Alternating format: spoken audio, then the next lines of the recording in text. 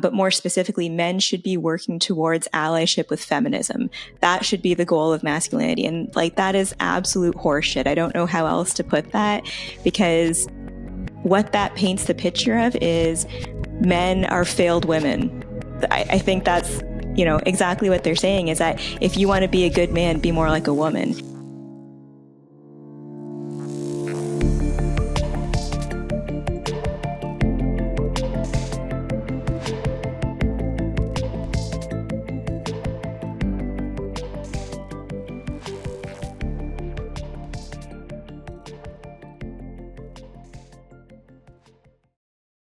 Hello, and welcome to Awake at the Wheel. So in our previous few episodes, we've had a lot of discussions surrounding men in society, DEI, and therapy. So we're going to kind of marry all of those subjects together today, because in all this talk about DEI, and this is an unpopular but unfortunately true opinion, not even opinion, fact, that in all the DEI talk and all the talk regarding equity and inclusion and ensuring that representation exists across, let's say, healthcare, white men are being left out of the equation. And it's to the point where in our profession, it feels quite angersome from the perspective of me as a clinician. And in preparing for this episode, I came across a lot of data, a lot of numbers, just surrounding how men are being left behind when it comes to psychological services, mental health services. And it's a real problem. Oftentimes the response from feminists is, well, they had their time, but really it is starting to cascade into some actual tangible problems, which we will get into. But first, Oren, did you want to add anything about that? No, it'll all come out as we discuss, I'm sure. Okay. All right. So I'm going to be kind of calling out some stats here that I came across, just regarding, first and foremost, again, the field of psychology, who's entering the field of psychology, and how this is, of course, impacting men. So data is showing that as the years go on, men are seeking therapy at a lower frequency, and oftentimes what's cited is the reason for ending treatment can be because they feel a lack of connection or a lack of understanding from their therapist. And this is according to just one study, but I'm sure that this is anecdotally also the experience of many men. And unfortunately, this is because there's a higher proportion and a growing proportion of women in the field of psychology. So this is not to say that women are bad therapists or bad psychologists. I myself am a female therapist and think that I'm able to take a very nuanced approach to both males and females.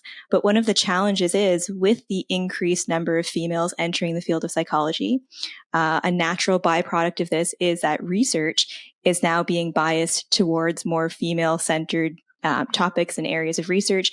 Subjects are often females or biased more towards female groups. And in turn, these results are being generalized to men. And what I find interesting is that in other fields of health, there's a lot of talk these days about, women's health isn't taken seriously and research has focused on men and it's generalized to women, but not a lot of people are talking about the converse happening in psychology. Right. And again, these are legitimate concerns from the past where a lot of the research was done on particular groups, usually males, whether it's psychological or mental, physical health. That yes, it was a very narrow scope. It was often white middle class males. And so, over the last 30 to 50 years, much more effort has been, made to incorporate other cultures, other groups, other sexes, and so on. So yes, all of that is necessary. It's important. But when the pendulum swings in one direction and doesn't swing back, then we have a problem, or it doesn't include a broader group. It wasn't like, okay, we're going to include everybody else and make it more comprehensive. It became more of a shift toward, these groups, quote unquote. And as you say, it left a lot of white people in the dust, so to speak. And this is not, let's just be clear here. None of this is, I think we've talked about this before. It's not boo-hoo, poor white males or anything. It's not that. It's like that. It's not a zero-sum game. We can talk about one particular quote unquote group without, taking away from other groups. It's just, we're talking about the fact that there are a lot of, assumptions made about white males. And there are a lot of, let's say, unfortunately, part of those assumptions are very negative. And that negativity, we see it. We're going to talk about one of the documents where I think this white male or anti-white male bias and discrimination is very clear. And I'll just make a mention of it now, but we'll talk about it afterwards, which is the American Psychological Association's policy paper on how to deal with boys and men. I forget the actual name of the title or the name of the document. We were talking about it the other day. But it came out, it was published. I know it was talked about a lot in January, February 2019. I think the document shows it was published, or at least it was prepared in August 2018.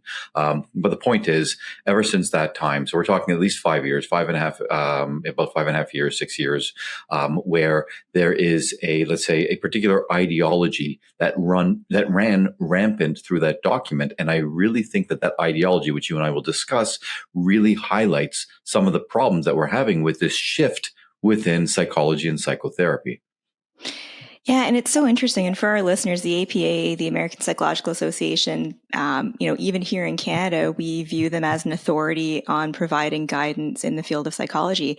And what's interesting is again, my reading in preparation for this discussion today, a lot of the older APA stuff is quite nuanced, quite balanced, and does seem to touch on things from, again, just a balanced view. Whereas I think starting 5 to 7 years ago, that's when the ideology seems to have crept in. And it's so, I don't know what word to use. It's very sneaky, I guess, because again, we as a profession really trust what's coming out from the APA. So there's a little bit of cognitive dissonance insofar as, we're seeing documents like the one that you mentioned.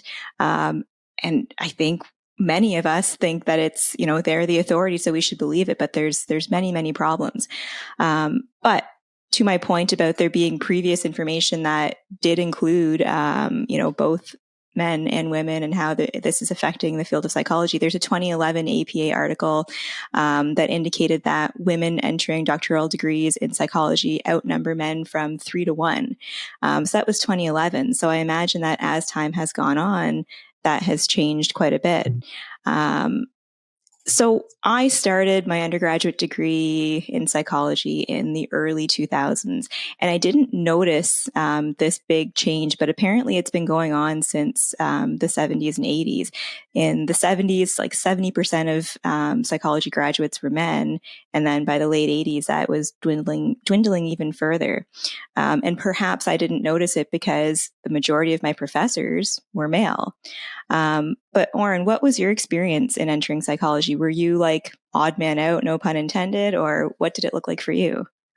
At my time, still, I saw the growing numbers. It was quite clear that there were, a larger number of females in psychology, especially as we came to more, as you go in the third and fourth year. Now it's becoming more specialized. These are the people who are more likely to enter the field. Whereas in the first and second year, everyone takes intro psych, and there's a lot of breadth courses. So people from all the different departments can take these lower level courses, right?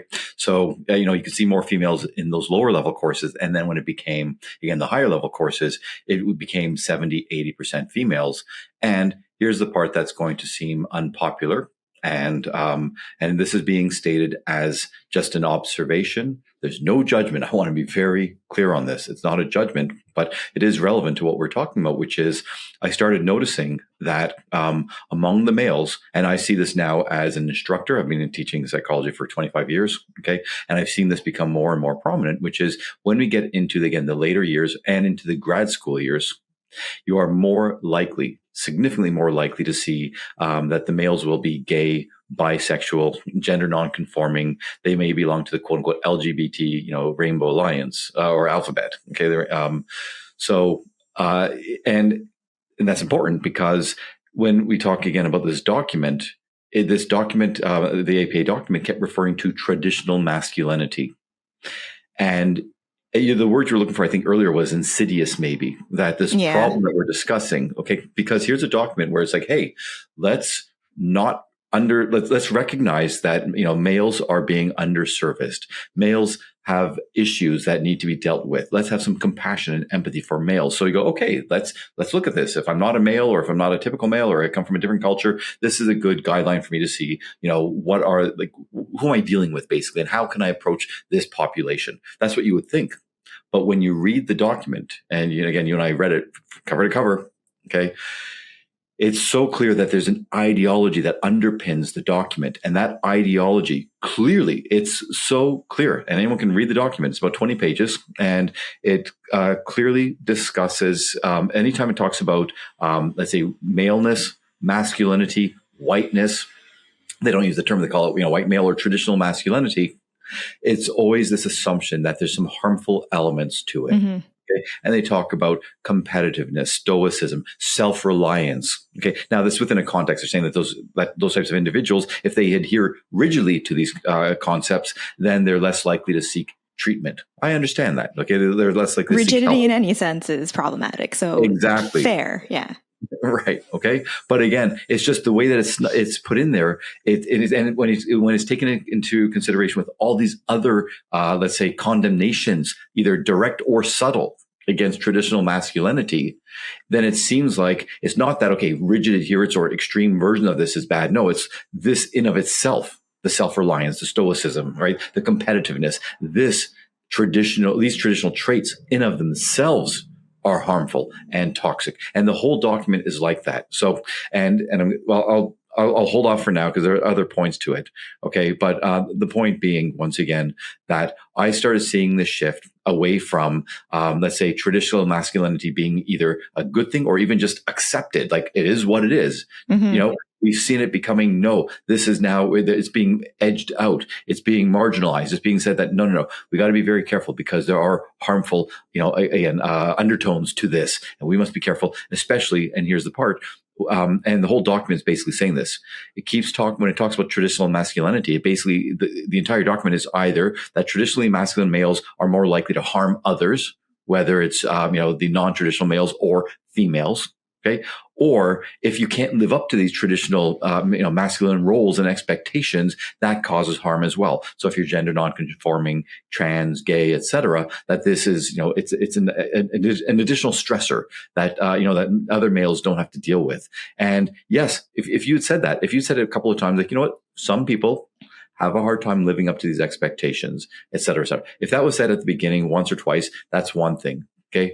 But the way it's framed, it's basically saying all males, right, have to live up to this impossibly difficult standard, and trying to live up to it is what causes all the distress and anxiety and stress and suicidal intention and committing of it and so on. That's how it really comes across. Okay. That is an impossible ideal. It's an unfair ideal, and it harms everybody, that is confronted by it.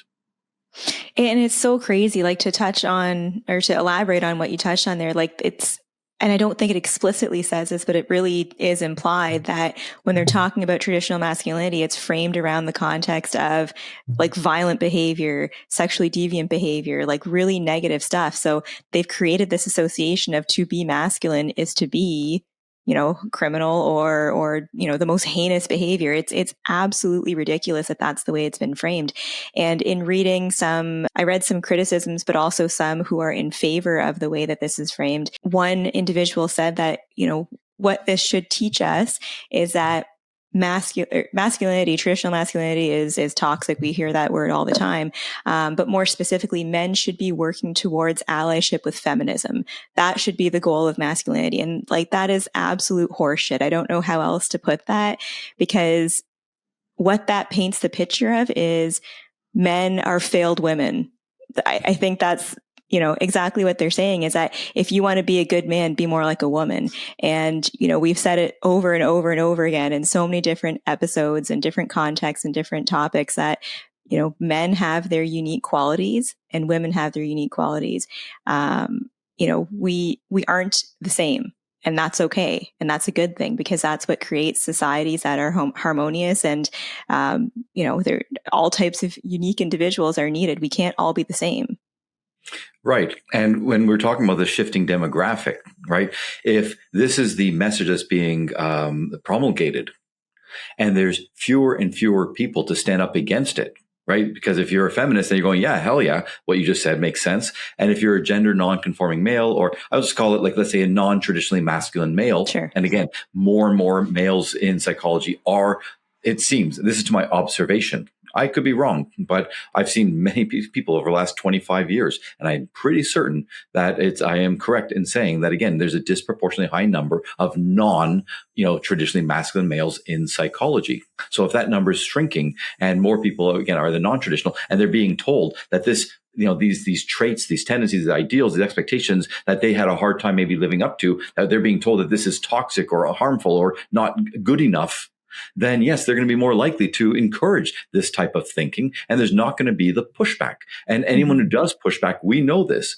Anybody in academia today who pushes back against this is going to be called, at best, a sexist. Okay. Then it goes to misogynist. Then it goes to racist, homophobe, transphobe, fascist, right-wing, colonialist, and you get all these other labels. And so more and more people are scared about, speaking up against this. And again, it's simply stating either common sense or science, and saying the science doesn't necessarily support what you're claiming. Like, so much of what we're seeing when we're talking, even that whole document, so much of it, the assumptions that it's based on, some of these are from research. Others just come from let's say theoretical papers. These are more ideology than science. It's just assumed that, okay, that, let's say stoicism is a bad thing, or that it causes harm. Or if I may say something, here's just an example, just so people can understand just how biased this document is. It states, and I quote, research also suggests that insecurely attached men, so they're talking about insecure attachment. Great. We should talk about this. It's a phenomenon that affects everybody. But it says insecurely attached men not only rigidly adhere to sexist gender role ideology, but they may act on those schemas in ways that promote or justify intimate partner violence. So now we're saying not only that, so they're saying insecurely attached men, so they rigidly adhere to these, these traditional male roles. So basically what they're implying is that if you are a traditional male, there's a pretty good chance that it's actually, you're insecurely attached. So maybe you're compensating for it by becoming, a real man, right? Supposedly. And also that being a real man is also linked to intimate partner violence. The reality is, take a look at, and the research is pretty clear on this. I don't have the numbers to bring it up, okay? But if you look at gay men, if you look at trans people who, let's say, natal males or biological males who identify as women, okay? If you look at bisexuals, if you look at anyone under the queer spectrum, how many of them have healthy attachments? You're going to see many having insecure attachments. So I'm not saying that's a bad thing. I'm just saying that when they present this document in this way, saying, well, these traditional males, really, they have insecure attachment. Yes, but so do all of these non-traditional males. So what are you saying? Thing. If we're going to talk about insecure attachment, let's talk about insecure attachment. Exactly. But it's framed in a way. And again, it goes back to it being insidious. It's just someone's reading this, and the average, it's a 20-page document. Someone's reading it. I want to do right by others and so on. They're not going to do the critical thinking necessarily. Step back and go, okay, but wait a second. How about all these other, again, people who are insecurely attached and everything like that? So again, it's just, there's so many of those examples where it just takes a tiny little, it takes a fact, and it makes it look like this fact is specific to traditional masculinity. And of course, traditional masculinity is bad for these reasons. And it just ignores so many other factors that don't apply to traditional masculinity. Yeah. And I think that the biggest thing that it ignores is two things. I think first and foremost, that one of the main principles of psychotherapy is to not bring our own biases into a therapy session. But this thing is riddled with bias and is encouraging people to be biased. So that's the first problem. And secondly, it is in turn turning our work and our profession into ideological complaint sessions instead of clinically focused. And in reading this document, I felt like I almost live in a bubble of maybe the way things used to be in psychotherapy, because I feel that our team is so clinically focused and so, research and fact focused, that when I read this, I'm like, I was completely blown away, because I'm like, this doesn't fit at all with the way that we do things. And I don't mean that in a non-ethical, non-professional way. It's, again, that difference between ideology and clinical focus. Like, we are very clinically focused, and well, we should be. And that said, that doesn't mean don't be aware of the way that things are shifting in society and the different issues that impact people. But knowledge is different than ideology. Exactly, exactly, and let's say sharing knowledge is different than promoting ideology or inculcating people with ideology, and that's what students are seeing. Again, from the undergraduate to the graduate to then the professional level, this is what they're being inundated with, and it's just wrong. And so one thing that's missing from the document, and you and I have talked about this a number of times, when it talks about, again, it keeps talking about traditional masculinity and being so bad and everything. At one point, there's like one paragraph near the end where they're talking about therapists to be mindful of their own biases or expectations, whatever. Okay. And they give a couple of examples. Once again, very stereotypical examples. We'll put that aside. But what it doesn't say, nowhere in the document, unless I missed it, but I've read it a number of times, does it basically say to the therapist, hey, just because you might think that a more emotion focused approach is better, or that they should do A, B, or C, maybe you should read up on the benefits of traditional masculinity. Nowhere does it say that. Nowhere does it show the research where in some cases, in these circumstances, it's not necessary for a man, to, let it all out or to share his feelings or whatever. Sometimes you got to put the guard up. Sometimes you got to look at the, take a more rational than an emotional based approach and so on. So nowhere does it indicate that. It's only talking once again about traditional masculinity being bad. And one of the other insidious things they do is sometimes it says traditional masculinity. So she'll research about traditional masculinity, and then sometimes it says traditional, sexist masculinity. And those are two different things. Okay. Just like traditional feminist, or traditional femininity versus traditional sexist femininity. Like, again, they sneak that word in sometimes, but if you read enough times, then it basically becomes synonymous. Traditional means sexist, means violent, it means toxic. So I don't know the answer to this. I'm truly asking what you think. So what are they seeking to accomplish then with this like absolute shitting on men, promoting feminism, turning psychology into something that it shouldn't be? Like, what do they seek to gain? I mean, we can go tinfoil hat here, okay, which I'm not going to. I am going to think, I do believe that they are seeking to educate. They believe, the people who wrote these documents do believe that they are doing good. I'm going to give them the benefit of the doubt that they're just trying to, again, they believe, rightfully so, that males are what's it called, a neglected topic. So we need to, consider the male, the male condition, the male mentality, et cetera, et cetera. So I believe that that's an element of it. Okay. But I think with good, as we always say, good intentions executed poorly lead to terrible consequences. And the people who wrote this document, I don't know anything about them. I know a few of the names. Okay. But other than that, I don't know if this describes themselves or if they're just being exceedingly compassionate toward people like this. But it really seems like a treatise on how to help the non-traditional males function, because almost every single section of this document always talks about how, how all of this traditional masculinity harms gays, bisexuals, trans people, okay, or black people, people of color, okay, like It's always talking about the harm it does to them. So again, they had this one idea, and then they started focusing on a very narrow scope, because to these people, I mean the people who maybe, and again, I'm speculating here, either the ones in academia, the ones who wrote the paper, the ones in practice, to them, they have a very myopic view. All right. And they're seeing it through that lens, and they believe that they're right. And I think that there's an arrogance there. Okay. Because again, as you say, it's almost like the proper male is a male who's more on the feminine side or feminized side. Right. Mm-hmm. And they see that, and they're trying to say, well, we see the problem, and so we're going to help the problem. And the problem is, again, like that we should make traditional males recognize how harmful they are being to society, especially to the people who are not like them.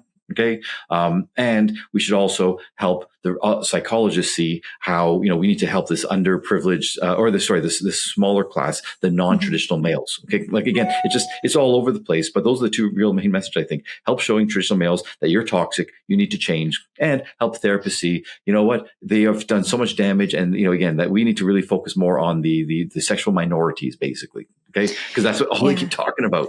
Okay? Yeah. And my numbers are probably not accurate here, so correct me if I'm wrong, but what the non-traditional men are 5 to 10% of the population. So we are now to then make a generalization about an entire gender, half the population. based on this guidance. Like it's very confusing. And again, especially to new people entering this field, I can see it being really confusing and problematic. There's no other way to look at it. Well, yes, and when you say about 5 to 10%, well, it depends on how you define it. Because okay, right, and it depends on what age group we're looking at. Because now that we know in the States, there are numerous polls showing that up to 20% of youth, okay, we're only talking youth, identify as something other than a straight, non-trans, person. So whether it's gay, bisexual, quote unquote queer, whatever that means now these days, transgender, gender nonconforming, non-binary, take your pick. More and more people are identifying as that, but they don't know what it really means. I think we've talked about this before, right? They're hearing these labels and they're just, and here's the problem. Okay. So they're hearing these labels. It's not, let's say, typical, it's not common, it's not normal, God forbid to be called normal. So they want to identify with these different groups. Okay. And then again, if you have a growing number of people in the field of psychology who came from those same types of, backgrounds, they're more likely to normalize it rather than saying, whoa, okay, are these people truly gay? Are they truly pansexual? Okay. When an 8-year-old child identifies as an asexual, blah, blah, blah. Okay. Does that make sense? Or is this child just spewing out these things that he or she's heard on social media or in the classrooms and so on, right? Instead of having the people there, the safeguards basically saying, what's happening here? How much of this is social contagion? How much of this is just, is just a representation of biological reality or psychological reality and so on? Like, we don't have enough people there saying, whoa, wait. Again, this goes back to ideology. Maybe what we're talking about, okay, maybe it doesn't apply to very, very many people. And if it doesn't, yet we're throwing it out into the classrooms, into the social media, into these younger people, pretending that it is common, it is normal, it is healthy, etc. Now, I'm not, just to be clear here, okay, if someone is gay and so on, doesn't mean it's not healthy. But we've seen many examples. I've talked about many examples where this type of ideology spirals out of control, and then we see it becoming unhealthy, right? That's the issue here. And again, speaking of healthy and unhealthy, I just want to go back to it one more time because we've talked about it so many times. I am not saying that the best way for a male or a female or anyone else to act is always stoic and hardcore and blah, blah. Okay, I'm not saying that. But what I am saying is many people benefit, whether, usually or in these specific circumstances, from a certain approach. And if that approach happens to be rational, okay, if it happens to be stoic minded, if it has to be about self-reliance or self-advocacy and so on, that's something that we should be encouraging. And again, I am seeing less and less in that. And I think I've mentioned this before. I think you've seen it before as well, where I've had so many clients who have said, and I've never seen it this frequent. Okay, I've seen it increasing over the years. More and more clients saying that they were in either an individual or couples or family therapist session, and that the person, all they did was empathize, supposedly empathize, right? It was only compassion. It was only feeling sorry for them or commiserating. There was no guidance on that, how to help me actualize, how to help me, solve this problem, how to help me, look at things from a better perspective, take a healthier approach to dealing with these things internally or externally. We're not seeing enough of that. And that is the more feminized, quote unquote, approach. It's more passive. It's more compassionate. And I can keep saying compassionate because it's not compassionate to steer somebody wrong. Okay. Right. I know that. Well, and it's surface level. It's surface level, and it might just lead them into repeating the same problems rather than say, okay, what are the core issues here? How can I change these, these thoughts, feelings, behaviors? And again, when I say feminized, to be very clear here, I mean, for anyone who doesn't know us, okay, I'm talking to a woman here who I know is a damn good therapist and does not take a feminized approach, right? You bring compassion and empathy, which is good, and nuance to these issues, but we bring in rationality. We bring in, reality. We make sure that people see what's wrong. How do I tolerate what's my distress? How do I look at reality through a truthful lens, not through a self-aggrandizing or self-preserving lens, but I want to see reality for what it is. And how do I find the strength and the ability to work with this and to get better? That's what we do. And that's not a feminized approach. I won't even call it masculinized. That's a good approach. And we're seeing less and less of that and more. I think we'll call it a balanced approach, right? Because I think when we look at, what the true definition of masculine and feminine are, like having a balance of both of those in a therapy session or in life in general is a healthy way to be. And like you said, there are certain contexts where leaning more on masculine traits can be helpful and beneficial. And Similarly, having a more feminine approach to things can be beneficial and helpful. It just really depends on the context. And I think with regard to the types of therapists that you're describing, where your clients and my clients have both experienced that it's very surface level, very, lots of smiling and head nodding and like the real basic stuff. I think in part that's a failure of the training programs that are out there, who are absorbing this ideology and teaching more of this inclusion and diversity and all of these things that we're talking about. They're focusing more on that rather than the clinical approaches that are the point of our entire profession. Right. And let's remember when we talk about diversity and inclusion, equity, and so on, let's be very clear here. People have to understand this. We've talked about it before. Those models are based on an oppressor oppressed, right? A dominant suppressed, or dominant and marginalized groups. And so if somebody is in the oppressed or the marginalized group, for us to challenge anything they say. Now, this is the ideologue's perspective, not my perspective, right? But to challenge that somehow is contributing to the racism or the sexism or the transphobia or whatever this person has experienced their entire life. So a healthy, nuanced, balanced, reality-based approach is antithetical to DEI, because DEI says, again, if you have someone from one of these quote-unquote groups, or if their intersectionality stacks up a certain way, then we can't attack. We can't challenge, because challenging is attacking. It's denying their existence. It's being fascistic. And I do want to say, just to that point, okay, just because I have to squeeze this in, when we talk about these types of ideologies in the same document, just one more point. I just want to say that in this document, it talks about incarcerated men. And one of the things it says is that 35% of transgender people have been victimized while imprisoned by inmates and guards. Okay. So 35% of trans prisoners get victimized either by an inmate or a guard. Okay. You hear them go, oh my God, that's terrible. And, and again, if we have the lens and it's so narrow, this makes, again, this is just one more example of how trans people have it so difficult. So if I have a trans patient, I have to come with complete compassion and empathy. And for me to deny their reality, if they tell me something, if they say it's a trans genocide, and if I say, let's really look at that. Okay. If I realize that taking that ultimate victim stance, that everyone's out to get me, everyone wants to kill me, everyone's okay. And if I say, is that really true? Is it really everyone? Is it okay? Right. If I try to challenge that in any way, now I'm being transphobic. I'm denying their existence and so on. Right. So the reason I say that those numbers is that 35% sounds terrible. But I had a 2009 study, and I'm assuming it's only gotten worse, where it shows that I quote, nearly 40% of male and female inmates experience some form of victimization during a 6-month period. Okay. So 35% sounds terrible, but when you look at the general population in prisons, it was 40%. Right. And again, this is the type of critical thinking one must take. A critical thinker says, wow, that looks terrible. Is there more to the story? Someone who's been brainwashed, and that's what schooling is doing now. It's brainwashing, is telling us, how dare you challenge these narratives? Because once again, if you challenge these narratives, you're sexist, racist, transphobic, homophobic, bigoted, colonialist, white supremacist, far right, blah, blah. Okay. The challenge is let's say the tenets of psychology, the tenets of academia, this idea of challenging, of questioning, of finding out what is reality, not just what I think, not just what I've heard, but what does research show, what is clinical experiential, right? All of that I'm just seeing being promoted less and less. Because if you dare challenge it, once again, if you challenge the ideology, you're one of these horrible people I just mentioned. And this is what I'm seeing more and more of. And again, I think this APA document is just evidence of that. And, I saw, by the way, my colleagues reacting. Some of the colleagues back channel are going, this is ridiculous. This is insulting. It's embarrassing, as they should have said. And other people publicly, I am so glad, blah, blah, blah. All these psychologists, right? Again, because they're just lying to themselves, thinking we're doing something good. We're doing something good because we're following the diktats of our organization and everything. And anyway, so I can't say enough bad things about it.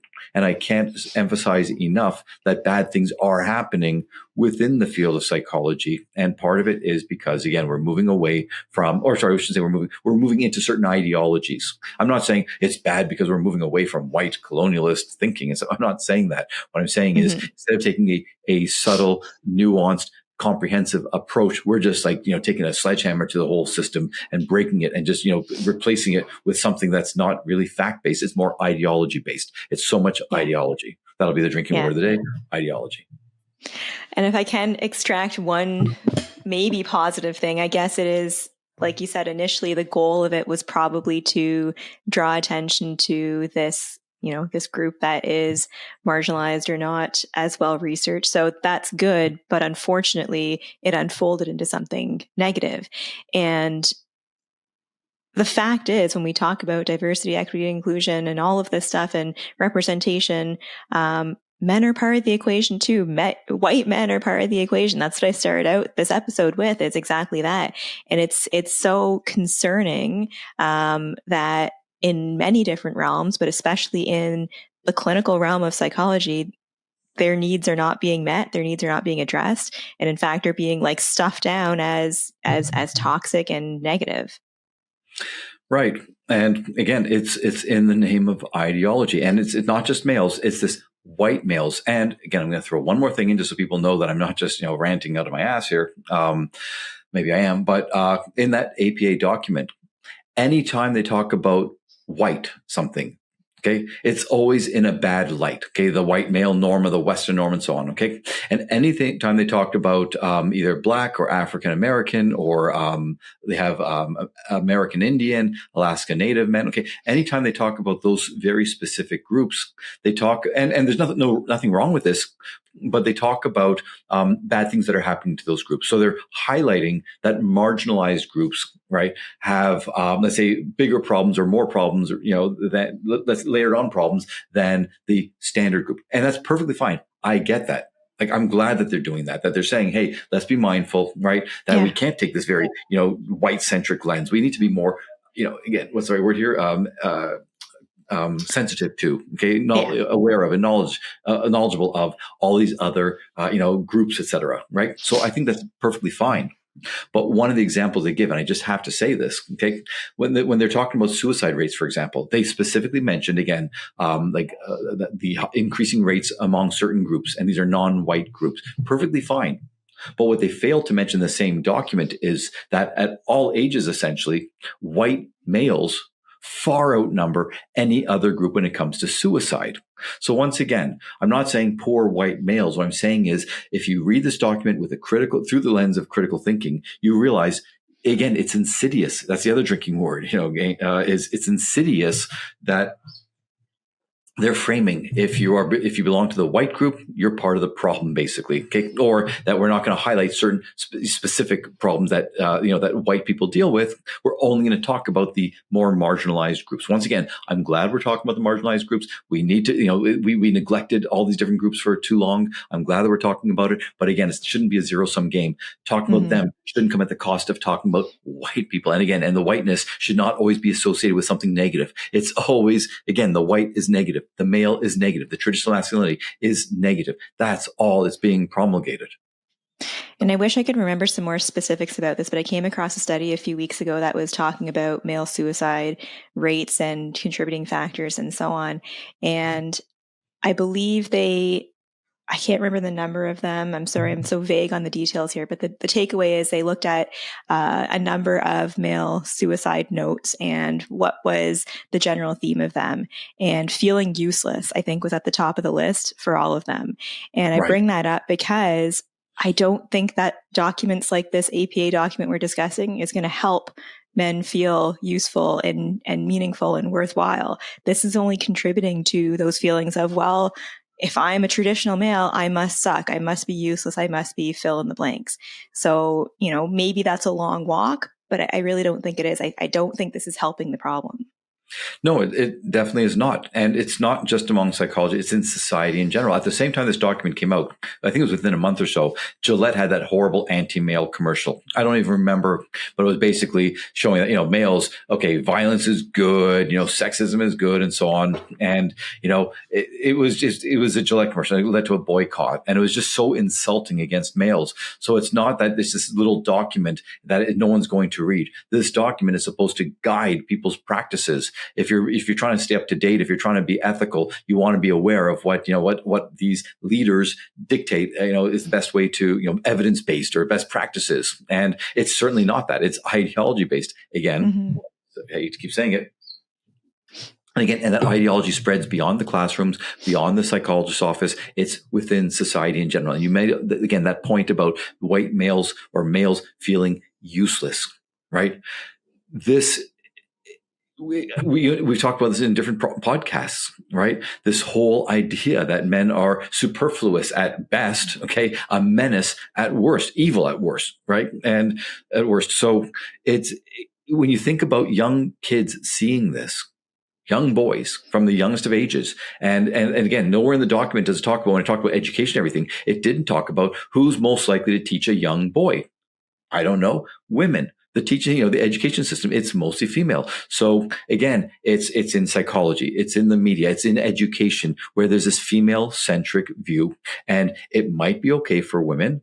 And not all women are going to be, there's a lot of gender non-conforming women who aren't going to, go along with this, for example. Okay. But again, the point is, if you try to apply this so broadly to everybody, a female-centric way of learning, of thinking, of dealing with problems, of treating your issues, of conflict resolution and so on, if it doesn't fit the person themselves, and you're forcing, you're saying, no, this is the approach that you must take. But what about this? No, you're a sexist for thinking that, right?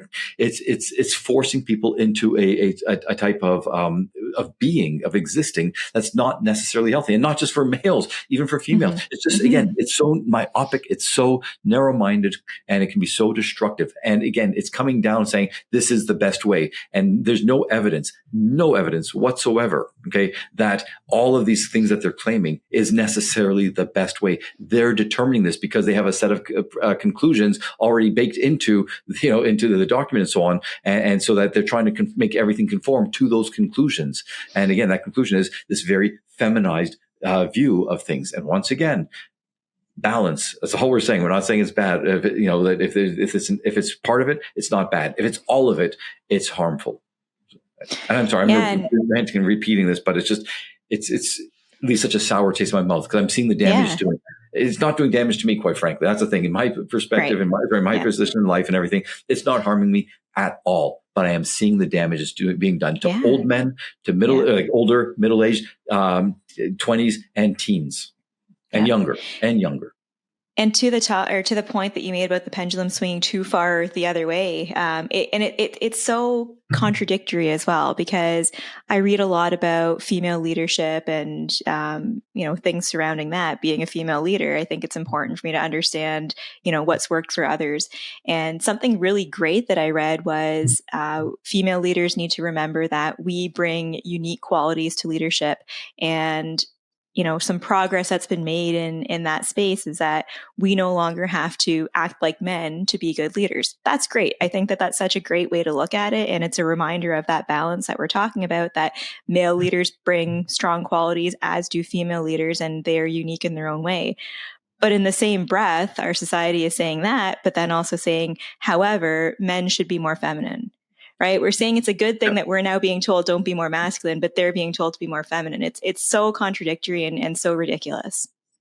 And the greatest example of that was just recently in the DNC, what's it called? DNC, whatever, what do they call it? The thing they had, the debacle for 4 days, and they were talking. The media were talking about how the VP Tim Walz, or the presumed VP Tim Walz, and Kamala Harris's husband, okay, are the Doug Emhoff or whatever, okay, are the new men, the non-traditional males, and they're trying to say these are the proper male role models. They were literally saying that they're saying that this is the new wave of men, and this is what they're trying to make. And guess what? That they may have certain roles, great, but if you don't have a bunch of traditional men, whatever you're looking at now, whatever system you think, oh, this is really good, well, guess what? It's going to be gone, because absent traditional men, you will not have a fighting force to defend this way of life that you're trying to promote. Okay. Women, no offense, women are not going to talk their way out of regional conflicts. They're not going to say, oh, here, come, you just need a hug. If that's what it, okay, come, that's not going to stop, these other forces trying to take over ways of life and so on. And again, I don't want to sound like tinfoil wearing hat. It's not necessarily a conspiracy in that regard, but it's the consequence of this approach. Okay. Again, overly feminized has never worked anywhere in the world, because again, there are, unless the entire world became like that, maybe in this hypothetical world, maybe it would work, but we don't know that. It's never been like that. So we are putting ourselves in a lot of damage. And again, just in general, there are a certain proportion of boys. I'm not advocating violence or anything like that, but if there are certain boys who have that strength, who have that ability to, if it's channeled properly, that they can be the defenders, they can be the police officers, and women as well. Doesn't matter, okay? But again, that's not a feminized approach. But if we put them in the proper jobs, okay, as police officers, as military, as security, we need that. That's part of the balance. But again, we're excising that. We're saying no cops. Cops are bad. Bring in the social workers and so on. Again, once again, myopic. It's destructive, can't last. It's not tenable, and it's just. And if these were high school students saying this, that's one thing. Okay, even if this were media pundits saying it, it's something else. I understand there's an agenda, but when psychologists and psychotherapists and psychiatrists themselves and academics are spewing the same garbage, what chance do we have? We need more people speaking out and saying no. This is not based on fact. This is based on some fantasy that you've created that has not been replicated in the real world. We haven't seen it play out the way that you think it's going to play out. Yes, I guess then our usual question of what can people do about this, because it sounds pretty hopeless what we're putting out there, but it's not. I think that my recommendation is twofold here. So for people who are entering the field of psychology, I hope that more males do enter, and because it's needed, right? There needs to be diversity of therapists out there, not only diversity in terms of ethnicity, race, religion, but also in gender. And that includes men. So I hope that as people enter the field of psychology, they're able to view what they're learning from a critical approach and look at it from a non-biased approach and understand that there's multiple ways to look at things. That's the point of academia. And we've spoken about this so many times before, that just because we're learning it in school doesn't mean that it's the fact and the only way of doing things. We need to approach things critically and think critically and be open-minded. And when you enter the profession, find like-minded individuals. And that doesn't mean live in an echo chamber, but it means find people who, are able to challenge the way things are and who are able to view things open-mindedly. And then secondly, for people who are seeking therapy, therapy can be a great thing, right? We've both been doing this for a while now, and we've helped so many people and seen so many people grow. But I think from the client's perspective, it's important to, just as some of these guidelines suggest that individuals look for therapists who look like them and represent the same groups as them, I think that that should be true of men as well, insofar as finding somebody who you believe can understand where you're coming from, who has a more open mind, who has a more critical approach to things. And it's not inappropriate to meet with a therapist and see if they're the right fit, because that's going to probably be the most important piece of it. Is if this individual doesn't have, any shared values or thoughts or approach or understanding, it's just not going to work, no matter how good a clinician they are, whatever side they're on. So I would say that from a client perspective, just be aware of the fact that there are good therapists out there. There are ones that fit, there are ones that may not fit, and it's your right as a patient or a client to find what works. Right. And part of the process of finding what works is discussing those things with the therapist, asking them. Any therapist, and I've seen this, by the way, sadly, any therapist who takes offense at being asked certain questions, you should really question their competence and their, should they be where they are. Right. And I've heard way too many stories. Now, if you do it rudely, that's one thing. But if you're just telling, wait, you said this, or I'm questioning that, and especially in couples or family therapy, I think that's really, really important, because oftentimes you're going to have a male and a female view, perspective, approach clashing. And if you have a therapist who automatically assumes, well, the more compassionate, quote unquote, approach is better, or just listen to them. And yes, I know what they're saying is entirely irrational. I know that when they call you the certain name, it's hurtful and so on, but that's how they feel in the moment. So let them, say that. And that's their truth. If that's the kind of person that you're dealing with, versus someone who's saying, okay, well, you know that you're using that term incorrectly. And then you know that when you use that term, you're going to be, making this person upset, and they're going to resent you, and you're going to have this cycle of whatever, that keeps happening, right?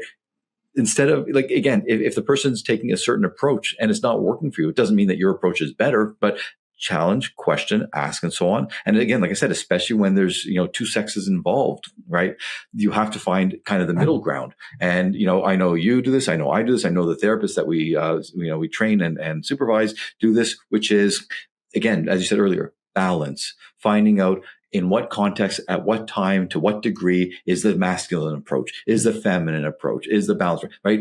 They all have their times. And if you can integrate them, if you can bring compassion, but rationality, that's pretty damn good. If you can bring strength, but softness, that's good as well, right? Like having that. And once again, we're just seeing, the two of us, we're seeing more and more people, I see direct practice of this happening, and B, hearing from clients that they're not getting this balanced, comprehensive approach. It's very narrow, and it's a feminized approach, which may have its place in some small, context, but it can't be the only approach. And, so I know I said it over and over and over, but it just, again, in today's society, where we're seeing so many people struggling, when we're seeing so many people wanting to get better, wanting to help, trying to figure out what the hell's going on with all the changes that are happening so rapidly in society. If we don't have some type of, understanding, like a common ground, and saying, look, this is what empirically is the healthiest way. Okay. Not ideologically, but empirically. This we know will help people, whether you're a male, whether you're a female, whether you're traditional, whether you're non-traditional, right? But these core tenets of healthy, mental practices, of healthy actions, and of a healthy interpersonal function, and so on. If we don't have this, if it's a free for all, if this is how you feel, let's go with this, whatever. Like, again, which is sort of the more feminized approach. You're special. Let's just, glorify you, and let's go along with you. You don't need to conform and fit in and navigate the system. No. The system should center around you. Okay. That's, again, I hate to say it, but that's more of a feminized approach. That's not right. Yeah. And it's not healthy. So in any event, like, again, just to be clear, nothing wrong with non-traditional. I'm not saying that. I'm saying an overly extreme, overly rigid, and narrow approach. That's the problem. So I just don't want anyone to misconstrue my intention. And it's funny because I was going to give similar clarification that by no means are we saying, any of these areas that have been explored by our field are bad, but it's the imbalanced nature of it that can be problematic. Right. So. Yeah. All right. So we want to hear from our listeners. Have you had experiences like this in therapy? Have you had positive experiences? Let us know in the comments what you think. And on that note, until next time, keep your eyes on the road and your hands upon the wheel.